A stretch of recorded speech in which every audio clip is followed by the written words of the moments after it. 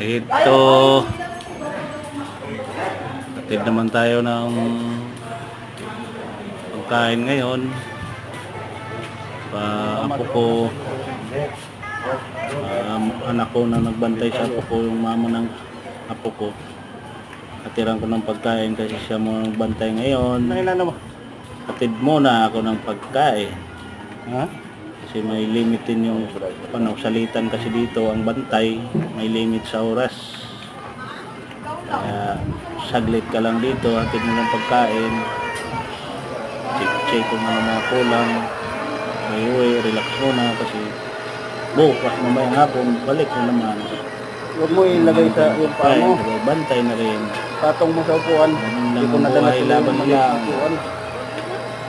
Tayo lang. Ito lang buhay. Huwag mong isipin na may pamilya ka.